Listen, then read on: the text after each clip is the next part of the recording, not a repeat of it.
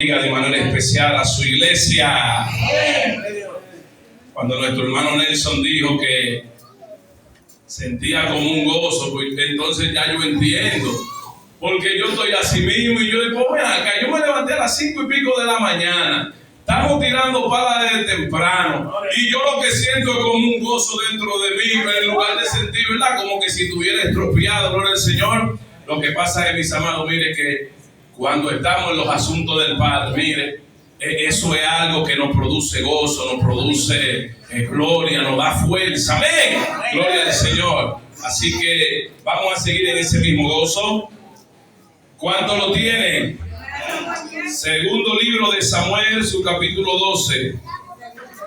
Segundo libro de Samuel, aleluya.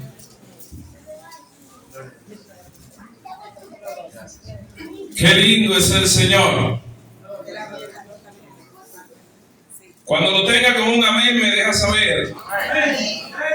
Santo es el Señor. Bueno, pues estamos listos. Vamos a estar leyendo bajo la comunión del Padre, del Hijo y del Espíritu Santo. Jehová envió a Natán a David, y viniendo a él, le dijo: había dos hombres en una ciudad, el uno rico y el otro pobre. Y el rico tenía numerosas ovejas y vacas, pero el pobre no tenía más que una sola corderita, que él había comprado y criado, y que había crecido con él y con sus hijos juntamente, mientras comiendo de su bocado y bebiendo de su vaso, y durmiendo en su seno, y la tenía como a una hija. Y vino uno de camino al hombre rico, y éste quiso tomar de sus ovejas y de sus vacas para guisar, para guisar para el caminante que había venido a él, sino que tomó la oveja de aquel hombre pobre y la preparó para aquel que había venido a él. Entonces se encendió el furor de David en gran manera contra aquel hombre, y dijo a Natán: vive Jehová, que el que tal hizo es digno de muerte. Amén. Puede sentarse. Gracias a Dios por su palabra, que han sido leídas en esta preciosa mañana. Aleluya. Dios es bueno. Amén, amados hermanos. En esta preciosa mañana, como ya hemos mencionado, estamos gozosos en el Señor. Por estar en su casa es un privilegio, es un gozo. Y hay una palabra que Dios ha puesto en mi corazón, y yo quiero que reflexionemos a través de esta palabra. Gloria a Jesús. Trataré de ser lo más explícito, lo más claro posible, porque yo sé que esta es una palabra que puede edificar nuestras vidas de manera especial. Y el tema con el cual yo quiero hablar esta palabra es el pecado y sus consecuencias. Gloria al Señor. El pecado y sus consecuencias. Meditando yo en este tema, en esta palabra, o en la responsabilidad que tenía para traer el mensaje este día, analizaba y oraba al Señor, y Dios puso en mi corazón un gran anhelo para que esta palabra sea compartida en su iglesia en este día. El pecado y sus consecuencias. Estamos viviendo en una generación, estamos viviendo en un tiempo que más lo podemos ver afuera, pero en muchas ocasiones también lo estamos mirando dentro de la iglesia, en la cual las personas han perdido la sensibilidad, han cualquierizado el pecado de tal manera que ya el pecado hasta se ha hecho nuestro amigo, ya se ha hecho nuestro compañero. Ya el pecado no suena tan aberrante, ya esta palabra no nos impacta, no nos causa temor, no nos causa miedo, y esto es algo que es bastante preocupante. Aleluya. Porque el pecado, por más simple o sencillo que usted lo vea, el pecado trae unas consecuencias que son desastrosas, aleluya, para aquel que lo practica y muchas veces para aquellos que rodean al que practica el pecado. Gloria al Señor. Y en este día yo creo que vengo de parte de Dios una vez más para que nosotros meditemos y analicemos y miremos el pecado de la manera que Dios lo ve, para que consideremos el pecado de la manera que deberíamos considerarlo, porque cuando usted ve el pecado como algo simple, este es el principio de lo que pueda ser su caída, aleluya, y de lo que pueda ser cosas trágicas, aleluya, para su generación y para su futuro. Gloria al Señor. ¿Qué es pecado? El pecado es la transgresión, es la desobediencia a los mandatos y a la ley de Dios. Todo lo que tiene que ver con la ley de Dios y nosotros lo desobedecemos o hacemos contrario, esto es considerado como pecado. Aquí hay tres contextos que hablan acerca del pecado. Por ejemplo, hay una palabra latina o que proviene del latín, peccatum, y dice que es la transgresión voluntaria o consciente de la ley de Dios. Es decir, alguien sabe, conoce que lo que está haciendo está mal, pero aún así procede a seguir hacia el pecado. Aleluya. Pero también, según la teología moral, describe el pecado como un acto malo, aleluya, y lo es, o la omisión de culpa de un acto, gloria al Señor. Por ejemplo, se domina pecado a todo aquello que nos aparta de lo correcto y a todo aquello que nos aparta de lo justo. Hoy en día yo sé que hay una tendencia que está bastante viral, no es un secreto para los que estamos aquí. La famosa palabra de Terián, que la gente se siente en animal, se siente en perro, se siente en gato, gloria a Jesús. Y cuando usted ve este tipo de actitud, usted como un creyente serio y responsable, aleluya, usted debería sentir un fuerte dolor en su corazón, aleluya, porque a tal nivel el pecado llega, aleluya, y lleva a la persona a tal ceguedad que comienzan a perder aún el rumbo de su vida, comienzan a actuar de una manera irracional, comienzan a hacer cosas, aleluya, que no deberíamos hacer. Y estas son parte de las consecuencias del pecado. El pecado nos quita el sentido común. El pecado nos quita el raciocinio. El pecado nos pone a ver las cosas malas como buenas. Aleluya. Y las cosas buenas nos permite verlas como malas. Gloria al Señor. Y esto es algo peligroso de lo cual tenemos que cuidarnos. Para los griegos, cuando se hablaba de pecado, había una palabra que ellos utilizaban, amartia, y esta palabra significaba fallo a la meta o errar el blanco. Gloria al Señor.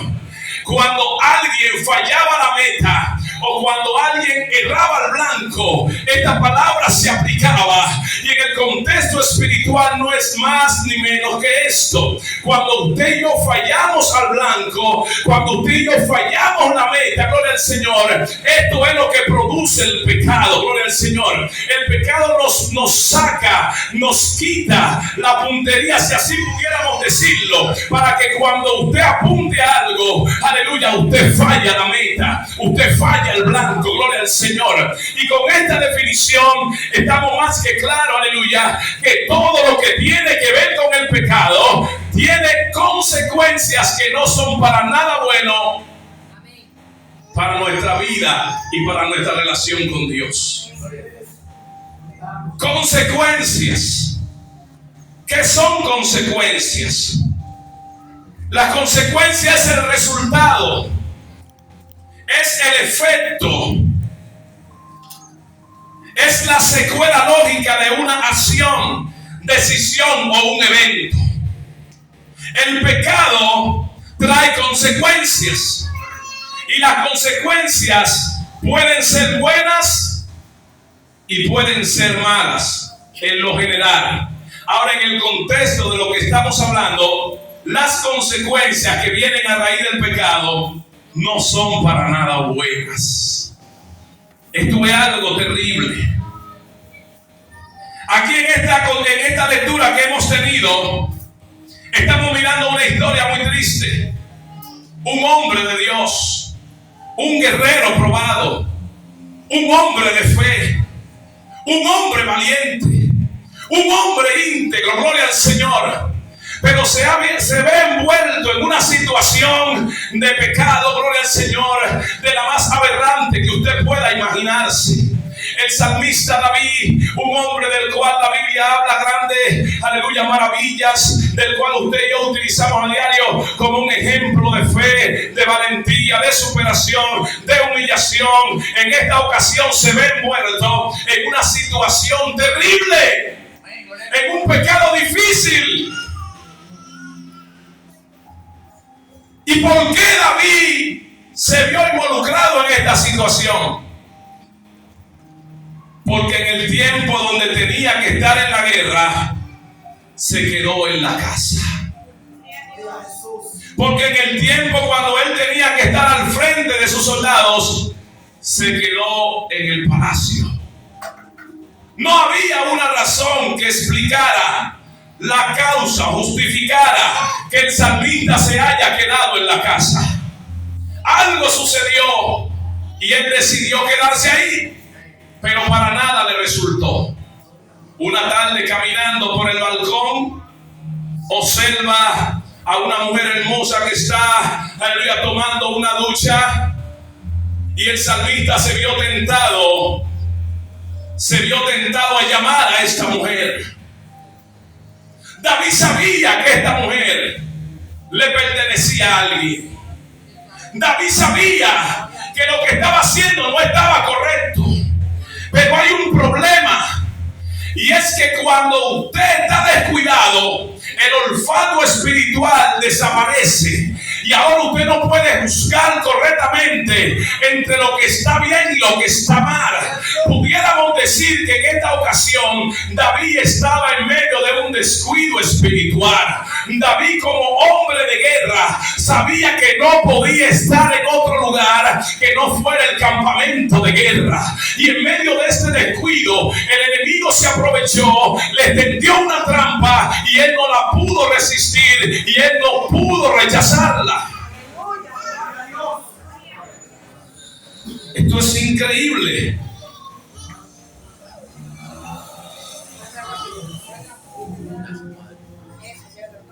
La Biblia nos dice en el libro del profeta Isaías, su capítulo 53 y su versículo 5. Y con esto establezco el primer punto. Aleluya, y no se asuste que no son muchos. El primer punto de algunos que tengo aquí, aleluya, y este punto tiene un comentario, un subtítulo, y dice así: alguien que ya sufrió por nuestra culpa. Alguien ya sufrió por nuestra culpa. Y seguir pecando no es la mejor manera de mostrar agradecimiento. Cuando usted ve el pecado de la manera que Dios lo ve, y cuando usted ve el pecado, lo que se tuvo que pagar, lo que tuvo que sufrir nuestro amado, como dice Isaías 53, versículo 5, mas Él herido fue por nuestras rebeliones, molido por nuestros pecados, y el castigo de nuestra paz fue sobre él, y por su llaga nosotros fuimos curados. Aleluya. Cuando usted entiende que hubo alguien que sufrió, que pagó, que se esforzó para librarnos de la maldición del pecado, usted y yo vamos a tener una conciencia activa para que cuando el pecado se acerque, usted lo pueda ver de la manera que tiene que verlo, como un terror, como algo que yo no lo quiero cerca, como algo que yo no quiero ni siquiera verme envuelto, involucrado con eso, porque eso le costó sangre a mi maestro, porque eso le costó dolor a mi maestro. Por eso yo no quiero seguir causándole dolor con mi pecado a aquel que ya sufrió. Como dice la Biblia, aquel que sufrió contradicciones de pecado, aquel, gloria al Señor, que siendo perfecto se hizo imperfecto, aquel que siendo justo pasó como los injustos. Aleluya. Yo necesito considerar esto cuando el pecado toca mi puerta. Pero David, en esta ocasión, este evento todavía no había sucedido, pero David había sido testigo de otras cosas de parte de Dios. Pero en un descuido, todo eso se le fue de la mente. El profeta Natán, este hombre que en un momento dado sirvió para ir a donde David y decirle: Dios está contigo, el poderoso de Israel te acompaña, avanza, camina, no temas. En esta ocasión le toca visitar al salmista, pero no para decirle que Dios está contigo, sino para reprenderle contra tal situación que había acontecido. Yo no sé cuánto tiempo pasó antes de que Dios tenga que mover al profeta Natán del lugar a donde estaba para que vaya donde David. Yo no sé si pasaron meses, semanas, días o años, no sé. Pero Dios tuvo que moverse a donde David, porque este hombre que sabía humillarse había pecado y su descuido era tan grande que no se había humillado. Gloria a Dios. No había reconocido que estaba mal. Estaba tan hundido que en lugar de reconocer su falta, el hombre seguía profundizándose en su pecado. Porque cuando estamos descuidados perdemos la sensibilidad por Dios. Cuando estamos mal perdemos toda sensibilidad contra las cosas espirituales. Por eso hacer cosas que ofendan a Dios no me importa, porque no siento. El espíritu se ha contristado, está afuera. No hay un sentimiento que te diga: tú estás mal, necesitas apartarte. Gloria a Dios. El pecado destruye. Y David lo que está es, ya cometí el pecado, ahora el pecado me supo bien, ahora déjame ver cómo yo me quedo con el lingote completo. Aleluya. Porque si solamente me comí un costillar de la vaca entera, yo quiero la vaca entera. Déjame ver cómo yo me quedo con la vaca entera, sin importar lo que pase, sin importar quién caiga, sin importar quién se muera. Porque esta es una actitud del que ha caído, del que está mal, del que está en la gracia. Sigue haciendo, no le importa lo que pase, quién se muera, y eso está mal. Gloria a Dios. Gloria a Dios. Avanza. El hombre comete el adulterio. Gloria a Dios. Y no se arrepiente. Ahora manda a matar al esposo. Asesinato. No tan solamente fue un adúltero, también fue aleluya, un asesino. Y mató a uno de sus mejores soldados.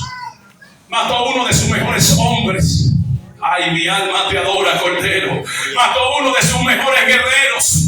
Mató a un hombre que le demostró que era más íntegro que él, que era más puro que él. Aleluya. Porque cuando había guerra, tú te quedaste en el castillo y él se fue a la guerra. Y aleluya, y en medio de sus planes macabros lo mandó a buscar y le dijo: vete a tu casa. Aleluya. El hombre no estaba en arrepentirse. El hombre lo que estaba era encubriendo su pecado. El hombre lo que estaba era ocultando su realidad por encima del llamamiento que tenía. Y Urias le dijo: no, mi señor, ¿cómo voy a hacer yo esto? De que en tiempo de guerra voy a estar yo ni que visitando a mi esposa. No, eso no es ético. El código de guerra no me permite eso. El código de guerra no me permite yo estar en mi casa tranquilo cuando allá se está peleando. Eso es antiético, mi rey. Aleluya. Lo que le había faltado a David lo tenía este hombre. Él sabía que no podía estar en casa en tiempo de guerra. El hombre estaba tan santo, estaba tan confundido, tan perdido, gloria a Dios, estaba tan ciego por su condición de pecado y de descuido, que hasta lo emborrachó. Lo emborrachó. Y a un borracho, Urías fue y se acostó con los siervos de su señor y no fue a su casa. Gloria al Señor. ¿Sabe por qué? Porque Urías sabía los códigos de guerra.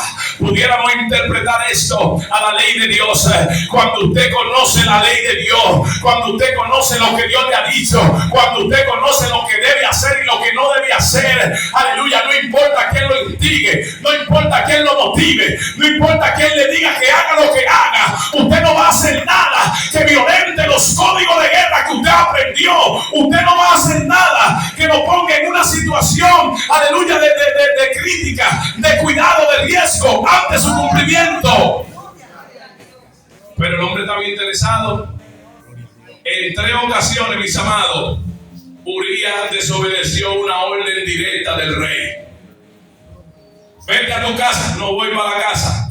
Vete a tu casa, no voy para la casa.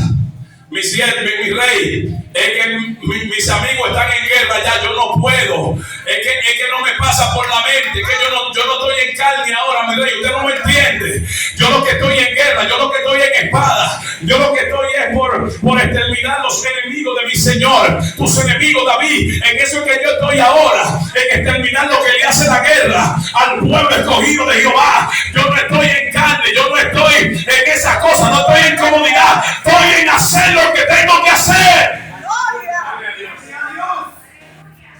Y mire algo, que eso siempre aún la Biblia lo dice. Usted tiene que tener cuidado con quién usted anda. Usted tiene que tener cuidado con quién usted se junta. Porque en esta ocasión David no era la mejor persona para estar al lado de él. Sí, el hombre que la Biblia dice que conforme al corazón de Dios, sí. Uno de los mejores reyes, sí, del cual nació el linaje de David. Pero en esa ocasión David no estaba apto para que Urías esté al lado de él. Aleluya, gloria al Señor. Y Urías no cambió, aunque el rey estaba confundido y ciego en ese momento.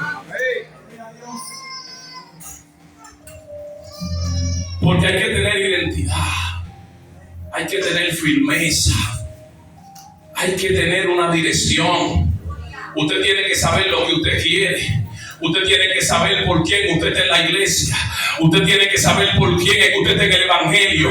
Usted tiene que saber quién es que le motiva a usted a hacer la voluntad de Dios y mantenerse en obediencia a Dios. Si usted no sabe eso, hay un problema, porque fácilmente va a ser removido de su modo de pensar. Urías sabía lo que tenía que hacer y nadie lo movió. Aún una palabra de influencia, a un hombre de ejemplo, pero en esta ocasión el hombre estaba desconectado de la fuente. Aleluya, no importa la trayectoria, no importa el tiempo, no importa el ministerio, no importa los años en el camino. Aleluya, si el consejo está errado, evítalo. Aleluya, si la observación está fuera de lugar, evítala. Porque en este camino todos, mis amados, estamos propincos, aunque no es nuestro deseo, nuestro anhelo, estamos propincos a que en un momento también, aleluya, nos descuidemos, cometamos errores y posiblemente demos el consejo que no debemos de dar, inspiremos, aleluya, a hacer las cosas que no debemos de inspirar. Y por eso el hombre de Dios necesita, gloria al Señor, tener el entendimiento ejercitado para poder discernir. Se fue la pila. Bendito sea el Señor. Entonces, en medio de esta situación, David no confesó, David no habló, David no se arrepintió. David lo que estaba era en carne. David lo que estaba era en complacer sus concupiscencias. David lo que estaba era, yo no sé, parece que Betsabé, usted sabe, ¿verdad? Se veía bien, para no seguir entrando en detalle. Bendito sea el Señor. El hombre quedó amarrado, el hombre quedó hechizado. Y no es menos de ahí lo que hace el pecado, porque el pecado tiene como una sustancia adictiva que cuando tú lo pruebas como que te amarra. como que te deja ahí, gloria al Señor. Pero esa es la cara que Él te presenta, aleluya. Porque esa adicción, aleluya, ese placer que al momento te da el pecado, tiene una consecuencia devastadora, tiene consecuencia desgarradora, mis amados hermanos. Y David no quiso confesar su pecado. ¿Qué es lo que dice la Biblia en Proverbio 28? Proverbio 28. El que encubre su pecado no prosperará, pero el que lo confiesa y se aparta alcanzará misericordia. Mire, por David no confesar su pecado, en unos segundos usted va a ver las consecuencias que David tuvo que pagar. Algo tan sencillo como decir: Señor, pequé. Padre, cometí el pecado con Betsabé. Fallé. No fue mi intención. Cometí un error. Pero aquí estoy, Señor. Perdóname. Límpiame, como Él decía. Lávame y seré limpio. Lávame y seré más blanco que la miel. Porque el pecado es devastador y está en nuestro entorno y nos visita y nos toca la puerta cada minuto, cada segundo. Pero como dice la Biblia, si llegáramos al punto de pecar, abogados tenemos para con el Padre, a Jesucristo el justo. Cuando usted peque, si llega ese momento, arrepiéntase, humíllese, apártese, restáurese en el Señor, quédese en una esquina por ahí hasta que usted vuelva a sentir, aleluya, que ha sido limpio, hasta que usted pueda sentir que su corazón, que su alma ha sido lavada. Quédese por ahí, porque si no lo hacemos así, eso trae consecuencias. David siguió. Y vuelvo y repito, la Biblia no registra el tiempo que transcurrió antes de que el profeta Natán vaya. Pero tal vez David veía que el tiempo pasaba. Maté a Urías, quité un problema, la traigo a mi casa, todo se solucionó. Pero en ese periodo de tiempo que transcurría, sin un arrepentimiento, sin una humillación, Dios estaba trabajando en silencio. Ay, yo tengo tantos años de tal manera y a mí no me pasa nada. Yo peco, yo fallo y en mi habitación yo me arrepiento y ya la semana yo me siento bien. A los 3 días yo me siento bien porque el Espíritu me restauró. Ya yo puedo ministrar al Señor. Ya yo me siento bien. Eso trae problemas a la larga. Eso trae consecuencias. Y David no se escapó de ellas. Pasó el tiempo y el hombre nada de arrepentirse. Entonces Jehová tuvo que mover al profeta. Natán, ven acá. Llégame donde David ve que hay un problema. Y conforme a la condición, conforme a lo que yo estoy viendo, David no tiene la intención de arreglar esa situación. Y como él no lo quiere hacer a la buena, como él no quiere humillarse por sí mismo, como él está ignorando la voz de su conciencia, como él está escuchando su corazón y su corazón le está engañando, diciéndole que él está bien cuando está mal, entonces como él está escuchando su corazón, entonces vamos a hablarle con la voz del cielo para que él despierte de su sueño. El profeta llega y le dice: David, ven acá, hay un problema, hay una situación y yo quiero que tú la juzgues, porque tú eres el rey, tú eres el que tiene que resolver ese problema.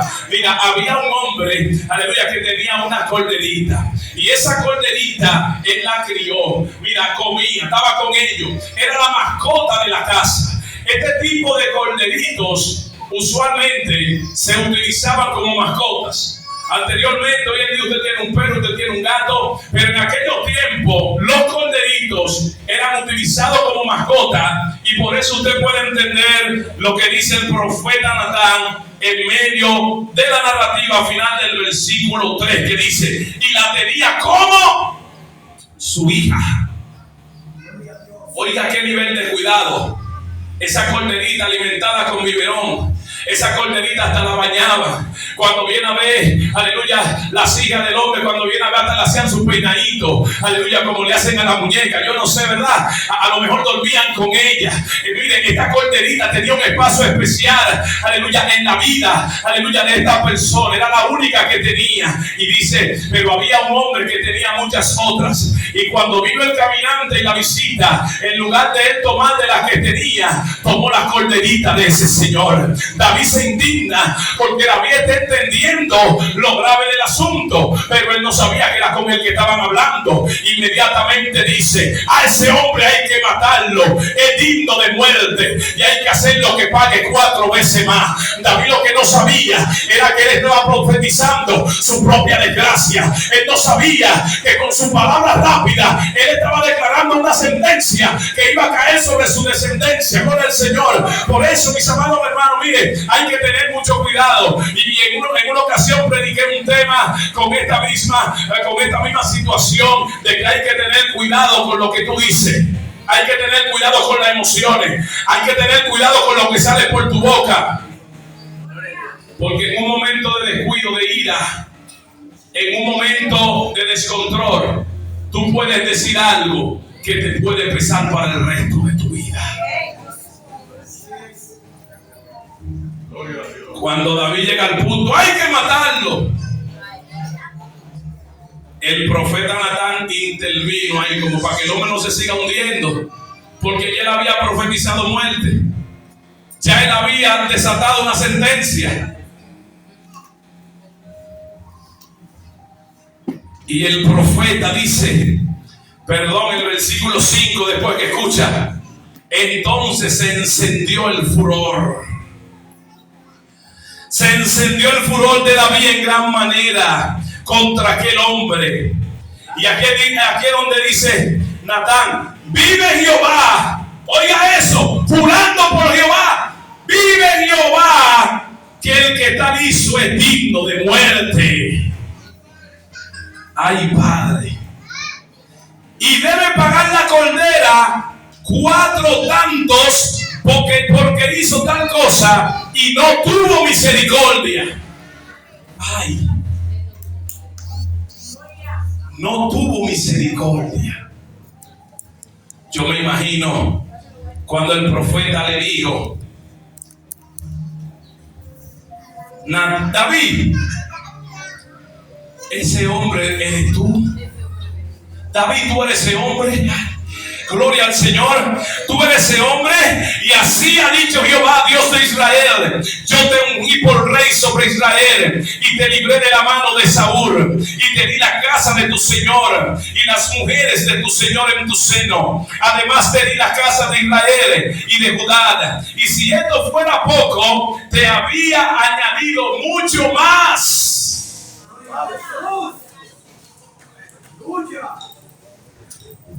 Ok, la corderita bien cuidada estaba en salud, porque era la única que tenía el Señor. Imagínense las condiciones que tenía esa corderita, bien cuidada, bien tierna, cobija nueva, barre bien. Pero entonces vino la sentencia de Jehová. Tenía más para darte, David. ¿Por qué pues tuviste en poco la palabra de Jehová, haciendo lo malo delante de sus ojos? A Urías Eteo hiriste a espada y tomaste por mujer, y tomaste por mujer a su mujer, y a él lo mataste con la espada de los hijos de Amón. Por lo cual, ahora no se apagará jamás de tu casa la espada, por cuanto menospreciaste y tomaste a la mujer de Urías Geteo para que fuese tu mujer. Así ha dicho Jehová: he aquí, yo haré levantar el mal sobre ti de tu misma casa, y tomaré tus mujeres delante y tomaré tus mujeres delante de tus ojos, y la daré a tu prójimo, el cual yacerá con tus mujeres a la vista del sol. Porque tú hiciste en secreto, mas yo haré esto en público, y todo Israel lo sabrá. ¡Qué fuerte! David, tú lo hiciste en secreto, pero Dios lo voy a hacer en público. Usted ve cómo funciona Dios, que aunque Dios toma su tiempo y nos llama la atención y nos habla y nos dice: arrepiéntete, reflexiona, apártate de tu mal camino, eso no es para nosotros entrar en confianza con Dios. Ay, Dios es misericordioso, y que, Él es misericordioso. Si tú y yo lo sabemos, necesitamos usar la misericordia de Dios a nuestro favor. Porque ahora David está metido en un problema del cual sus generaciones van a tener que pagar las consecuencias. Esta palabra posiblemente no sea la primera vez que usted la haya escuchado de mis labios, pero es una palabra que siempre me gusta decirla. Usted es responsable de sus decisiones, pero las consecuencias le toca tomarlas otros.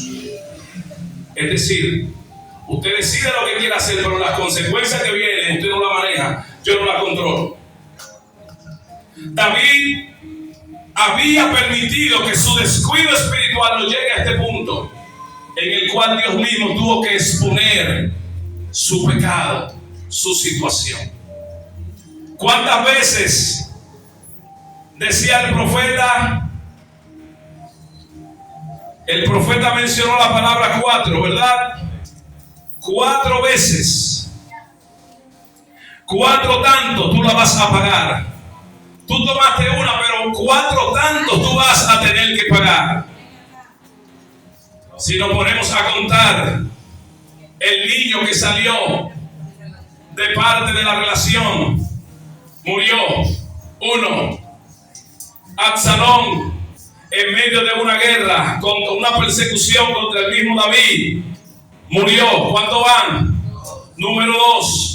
Amón fue asesinado por su hermano cuando violó, aleluya, a Tamar. ¿Cuántos van? Adonías fue asesinado por Salomón, gloria al Señor, cuando trató de usurpar el trono. ¿Cuántos van? 4, gloria al Señor. Él con su pecado mató 1, gloria al Señor, y la palabra que él declaró se cumplió en su vida 4 veces. 4 hijos de David murieron a causa de este pecado, gloria al Señor. Lo que estamos diciendo en esta mañana es que el pecado no es algo con lo que debamos sentirnos cómodos. El pecado no es algo con lo que debamos jugar, porque tarde o temprano las consecuencias del pecado llegan, y cuando se manifiestan hacen estragos en nuestras vidas. El pecado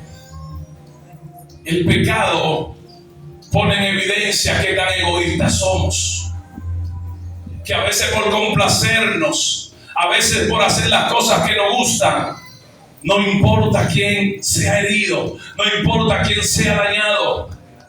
Y el pecado tiene tantas cosas negativas que si nos ponemos aquí a hablar en esta mañana, tendríamos que hacer un jubileo y no a las 6 de la tarde, porque el pecado es bastante amplio, gloria al Señor. Pero en cada una de las esferas, cada una de las características que tiene el pecado, mis amados hermanos, tienen como consecuencia un daño fatal para la vida del que lo practica. El pecado no puede ser nuestro amigo, porque el pecado no es amigo de Dios. Dios ama al pecador. Dios nos ama a nosotros, pero aborrece la acción del pecado que nosotros en un momento pudiéramos determinar. Es por eso que Dios nos hace un llamado a que nos mantengamos santos, a que nos mantengamos puros, porque lo contrario del pecado, de la transgresión, es la obediencia. Y aleluya, y lo contrario de lo que produce el pecado, aleluya, en contraste con lo que es la santidad. Porque cuando tú pecas, entras en pecado, pero cuando obedeces esa misma ley, entonces eres tomado y contado como los santos. Y de ese lado es que Dios nos ha llamado, para que estemos del lado de la santidad y para que disfrutemos de sus beneficios, para que disfrutemos de sus bondades. Sin más preámbulo, mis amados hermanos, David no simplemente ha quedado en la historia como un ejemplo de valentía, como el hombre que venció a los gigantes, como el hombre que mostró integridad y temor de Dios cuando tuvo a su enemigo en sus manos y no lo mató. Pero en un momento de descuido, mire lo que pasó con la vida de David. No podemos darle lugar al descuido en nuestras vidas. No podemos darle lugar a que cosas ganen espacio en nuestra vida, porque eso puede terminar llevándonos a hacer cosas que son del desagrado de Dios. Si David se hubiera arrepentido, tal vez la sentencia hubiera sido otra. Porque ¿qué dice? El que confiese y se aparta alcanzará misericordia. En muchos de los casos, el problema de las consecuencias que trae el pecado a veces no es ni siquiera el que usted haya tropezado. Es tropezar y quedarse con los pies en el suelo, lo que produce las grandes consecuencias del pecado.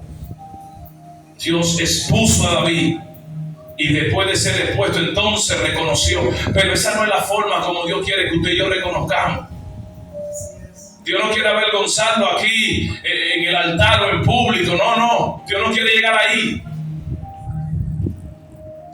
Dios no quiere utilizar un profeta de aquí adelante y decirme a mí tal vez mis errores, mis fallas, mis malas andanzas. No. Esa no es la voluntad de Dios. Pero si Dios tiene que hacerlo por amor a nosotros, Él lo va a hacer. Antes de que llegue ese momento, reflexionemos. Antes de que llegue esa hora, reflexionemos. Hay un Espíritu Santo que está en nosotros y nos dice, mira, esto no está bien. Tú sabes que no está caminando bien. Vamos a escuchar la voz del Espíritu Santo. Porque lo que puede terminar en tragedia, Dios puede tener misericordia e interferir. Eso lo decide usted y lo decido yo. Así que vamos a cuidarnos. No, mire, el pecado y nosotros no somos amigos. El pecado y los creyentes somos enemigos a muerte.